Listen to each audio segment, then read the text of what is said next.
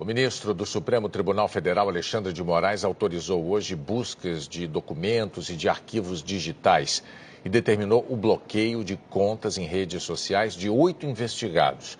Ordenou também que todos prestassem depoimento à Polícia Federal.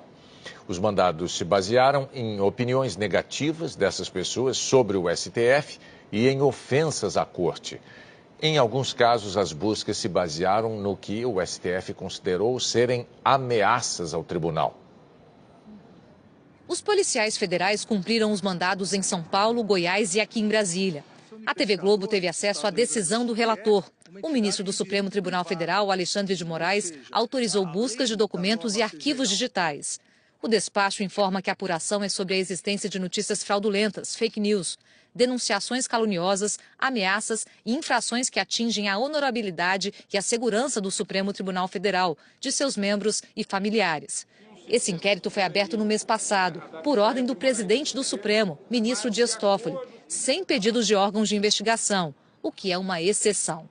Na decisão, o ministro Alexandre de Moraes afirmou que os documentos e informações juntados até o momento aos autos fornecem sérios indícios de prática de crimes e que verifica-se a postagem reiterada em redes sociais de mensagens contendo graves ofensas a esta corte e seus integrantes, com conteúdo de ódio e de subversão da ordem. O despacho listou os alvos das buscas e as suspeitas relacionadas às postagens feitas no ano passado e neste ano. O relator argumentou que as mensagens têm conteúdo de propaganda de processos ilegais para alteração da ordem política e social.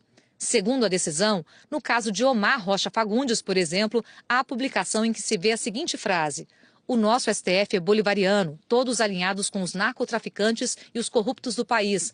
Vai ser a fórceps."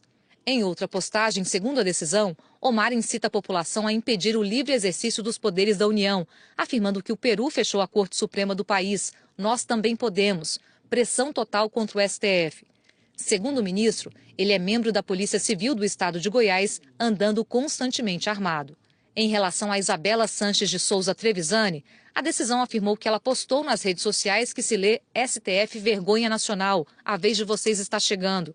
Em outro momento, atribuiu a um ministro da Suprema Corte fato definido como crime ou ofensivo à reputação. Essa é a recepção do ministro ladrão de toga, enquanto exibe uma cesta com ovos em vídeo publicado no dia 29 de março. Sobre Carlos Antônio dos Santos, a decisão relatou que o alvo postou: STF soltou até traficante. Em outra postagem, incita a população a impedir o livre exercício dos poderes da União, afirmando que é desanimador o fato de tantos brasileiros ficarem alheios ao que a quadrilha STF vem fazendo contra a nação. Sobre Hermínio Aparecido Nadim, a decisão diz que ele compartilhou publicações como: "Não tem negociação com quem se vendeu para o mecanismo", "Destituição e prisão, fora STF". Em outra ocasião, imputa fato ofensivo à reputação dos ministros. Máfia do STF, empunha papéis e canetas, protege criminosos, cobra propinas de proteção de corruptos, manipula a lei, mata pessoas. No caso de Paulo Chagas, o despacho aponta que há postagens nas redes sociais de propaganda de processos violentos ou ilegais com grande repercussão entre seguidores. Em pelo menos uma ocasião, o investigado defendeu a criação de um tribunal de exceção para julgamento dos ministros do STF, ou mesmo substituí-los. Gustavo de Carvalho e Silva e Sérgio Barbosa de Barros foram alvos das buscas em Campinas e São Paulo. O ministro Alexandre de Moraes ordenou que, após as diligências, todos os suspeitos prestem depoimentos à Polícia Federal. Para este jurista e professor da Fundação Getúlio Vargas, as postagens não podem ser interpretadas como ameaça se não houver mais outros indícios do crime. Ele acrescenta que muitas vezes ministros do Supremo precisam tomar decisões contrárias à opinião pública para fazer valer o que está na Constituição e não devem se melindrar com críticas. Primeiro, o crime de ameaça existe quando essa ameaça é real, efetiva. O simples fato de você postar coisas na internet não necessariamente reflete o desejo de realizar aquele tipo de atividade.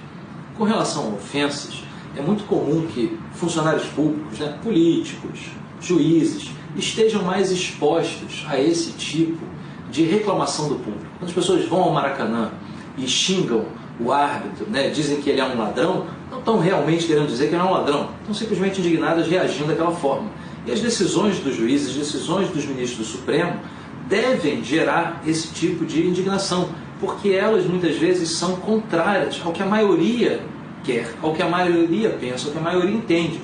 pessoa que toma esse tipo de decisão, que sabe que esse tipo de decisão gerará essa reação, não pode ficar melindrada com, enfim, ofensas que fazem parte da sua atividade. A operação repercutiu no Congresso.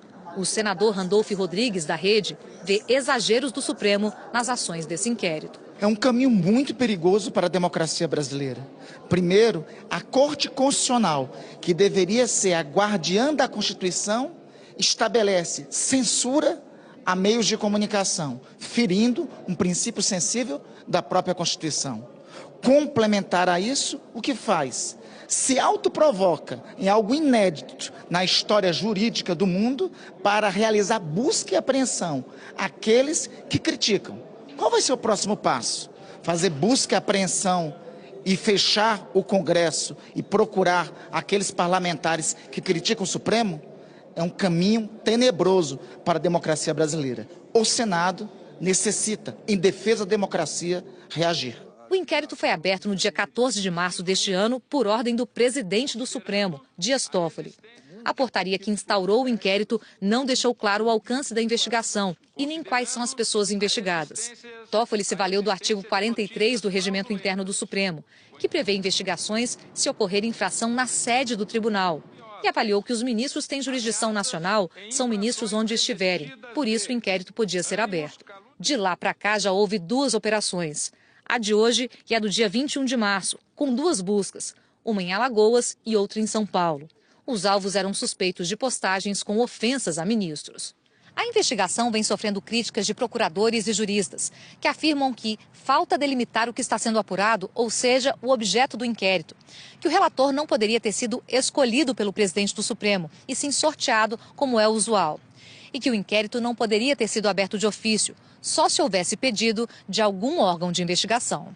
O deputado Marcelo Calero, do Cidadania, também criticou a investigação. A gente parece que está diante de um tribunal da Inquisição, porque a mesma corte que abre a investigação, ela determina as diligências, faz as investigações, portanto, depois vai ser a corte que vai julgar. Está se criando um clima muito ruim, muito perverso para a nossa democracia, de atentado contra a liberdade de expressão. E foi também nesse mesmo inquérito que o ministro Alexandre de Moraes tomou outra decisão muito criticada.